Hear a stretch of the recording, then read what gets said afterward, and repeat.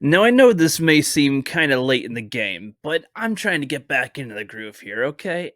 Avatar 2. I saw that when that came out, and I am 50-50 on it.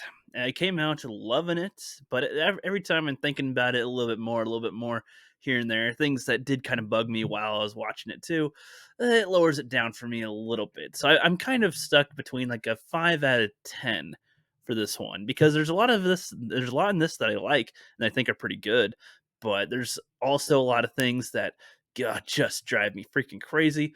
I'm gonna go all over the place talking about Avatar 2 here. I'm not gonna go in any particular type of order at all. No, I'm gonna start with the stupid whale brain juice thing that happens there. It's no different to me than the unobtainium bullcrap from the last one, of which seemed to be almost entirely forgotten about in this one. And I mean, the fact that they even I could buy that they'd maybe hunt some of these whales for food, sure, like that would make sense, or to use in some type of way. I mean, if we look at it based on our planet on Earth, the whales have different purposes that are used for some certain things. Sure, why not try that with their whales? But how they found out that specifically the brain juice from a whale will just stop human aging is beyond me. But then also, that's quite a mighty important thing there that I think it would take precedent over unobtainium, I would think, for one. Two, we're barely told. I'm so annoyed. We're barely told enough about the state of Earth and mankind on Earth. Some type of thing that stops aging seems like extremely vital to the survival. I mean, they say it like it's just like another thing, like, oh, this will help get your zits, your skin will be zit free in no time. But no, this seems more important than that. Oh man, I could go on for a while on that, but I'm gonna try to change up to something else that kind of annoyed me. When they have the soldier guy, I forget his name, so I'm just gonna call him Soldier Guy because I just don't. I keep on forgetting his name, but he has his memory apparently like he got killed in the last movie, but apparently before that he had his like memories put into a jar and was able to transfer into an avatar body in case he died he can come back like that.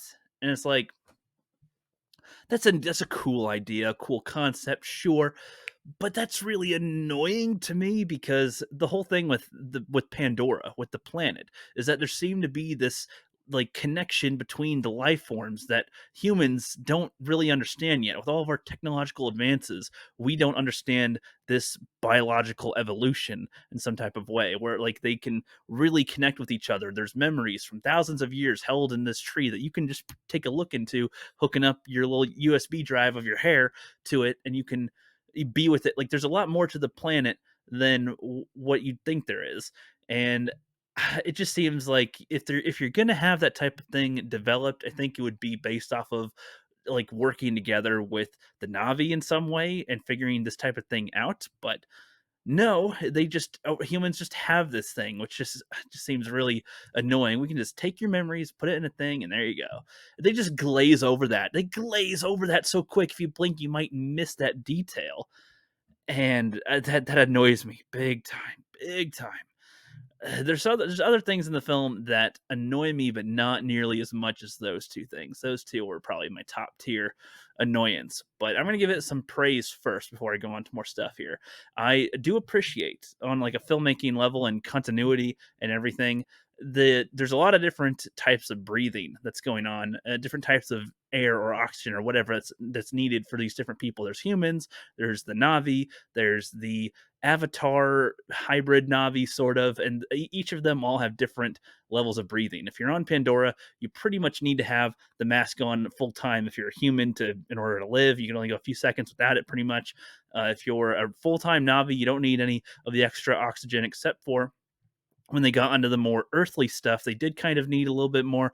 They did need some type of breathing help, it seemed, or that's just for the like Avatar Navi. Essentially, they can only go without the supply of oxygen or whatever for a certain amount of time, but they can go more for a much larger amount of time without it, of course. But I know I liked. I was trying to watch the whole movie. Like, are they going to forget about that at some point?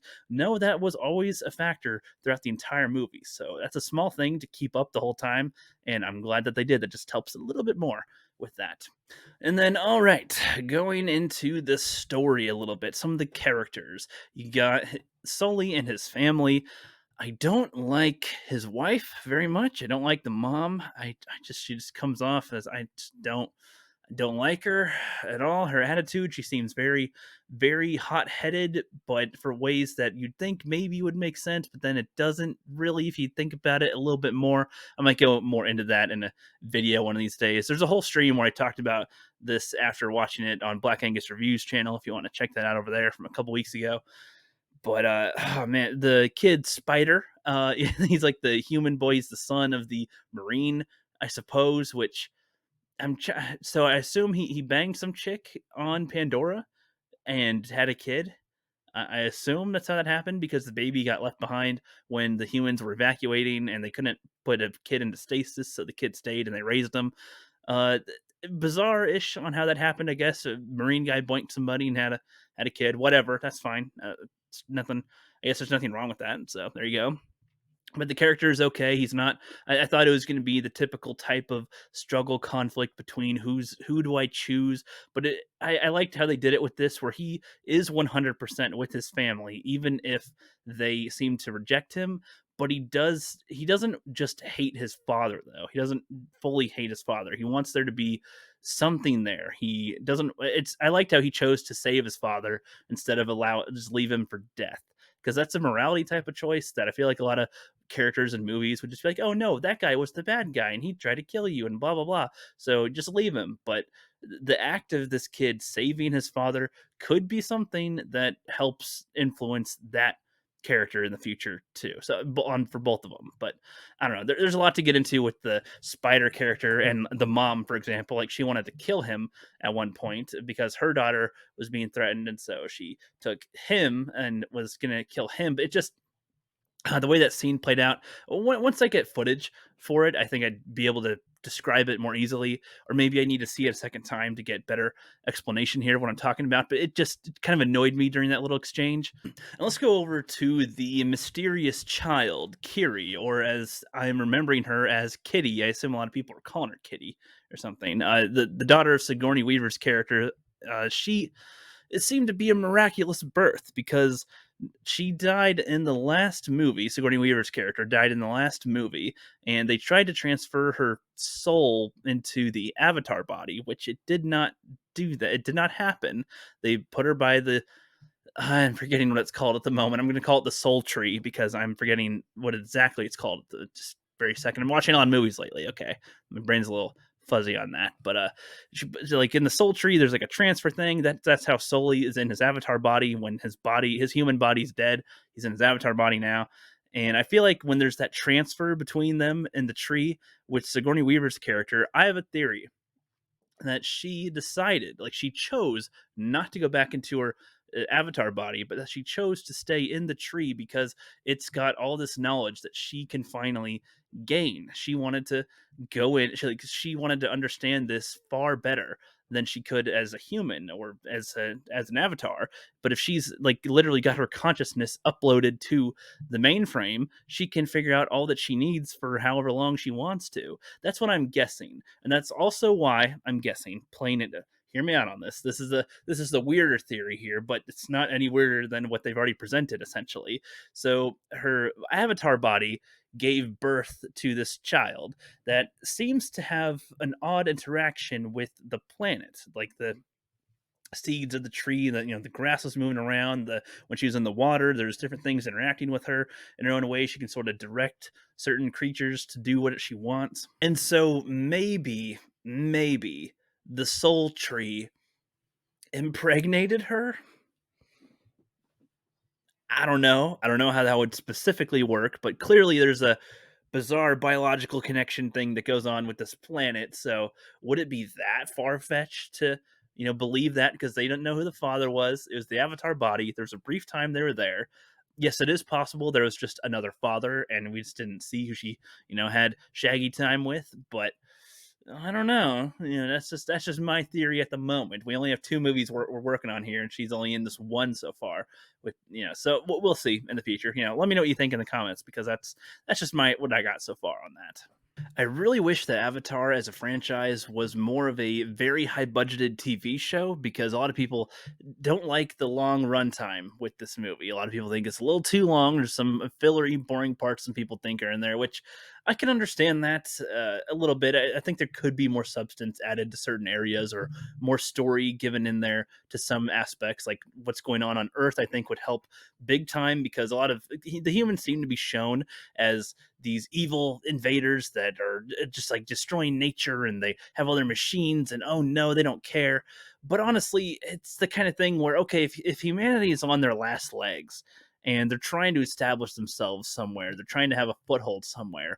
I mean, I could see some of them being a little bit more ruthless. At least the first ones that are sent out aren't going to be the tree huggers, is what I'm kind of getting at here. The ones, if, for all we know, if people on Earth are discovering that they're like just slaughtering the natives and doing all these horrible things, like, destroying the planet that they're trying to move to, a lot of people on Earth, the citizens, might be very peeved about that. But a lot of the people that are going to Pandora right now are trying to clear the path. That's kind of how I see it. But I mean, that could be a stretch, but that's just kind of how I'm seeing it there. And again, if humanity is on dire legs of some kind and they're really needing to get things going, I can see them wanting to skip around the okay, we tried being diplomatic for however long. We have got to get our people here though. If we don't get them here, this is a perfect planet for us. If we we can adjust to it in time or get the oxygen right, whatever, then this will be perfect. So I can kind of see that, but they don't give us enough characters that have that like express that kind of perspective or anything. It's just they are kind of seen as the very surface level. We're gonna chop down your tree and we're gonna fuck up these people and we'll move them where we want to. We'll burn things down. Like that's what it comes off as. And we're gonna hunt those whales. And so it comes off that way. And I think if they even just had one or two characters that expressed more what I'm kind of talking about, that they at least try to justify their actions in that kind of a way, you could see them as not just being malicious evil people. It's like, if your race is dwindling, it's becoming extinct at some point here. You have a limited time to work with this. You have one planet that you found that could sustain human life. Like I don't know, you're gonna try to go for it, I would think. But part of the problem is as well is that the timing of this is like not too far away from the present. It's a certain amount of years in the future, sure, but it's not like it's that far where we could really buy more of their technology and what's going on too. It's a little there's so much more they could explore with this universe. I'm hoping that they do in the future films, but I don't know what they'll focus on. I understand that this is also made for family and for like everybody to watch this, which is good. That's a lot of the aspects with this film that I think work for it. Introducing the kid characters, it takes a lot for me to like kid characters because they usually are annoying as shit and I hate them. But these ones are all right. I kind of like what they were doing.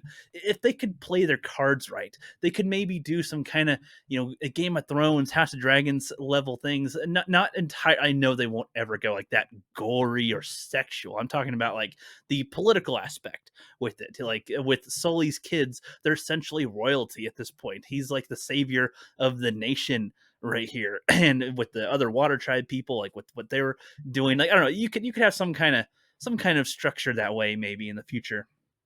And there's a lot that I want to talk about, but I feel like even right now, I want to have a more solid opinion, like rewatching it again at some point. I'm not going to see it again in the theater, mostly because that's just I don't have time. I don't have that kind of time to just go to the theater all the time. So once it's available to watch again, I'm going to give it another watch, and I definitely want to discuss some more aspects with it because I don't think it's as bad as some people are saying that it is. But I don't think it's like super top quality either. There's things in it that could definitely improve. But that's all I'm going to say for now because I think I've only talked about like 20% of what I want to talk about with the film, and I could just do this all day. So I want to have my thoughts gathered, more concise, and have notes for it. This was just me remembering it. So I'll see you next time. See you later.